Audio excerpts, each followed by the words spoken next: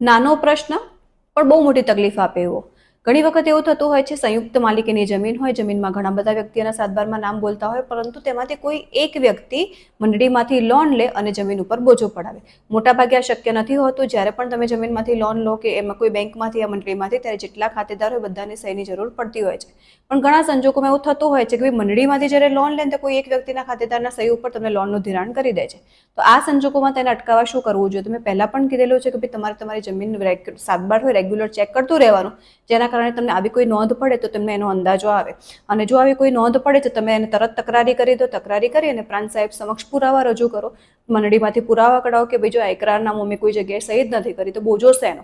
આ સંજોગોમાં પ્રાંત સાહેબ એ નોંધને નામંજૂર પણ કરે છે અને ભવિષ્યમાં તમે મંડળીમાં પણ રજૂઆત કરી શકો છો કે ભાઈ અમારી જમીન છે, અમારી જમીનમાં અમે કોઈ પણ પ્રકારનું ધિરાણ લેવા માંગતા નથી, તો અમારી પરમિશન વગર તમારે ધિરાણ આપવું નહીં.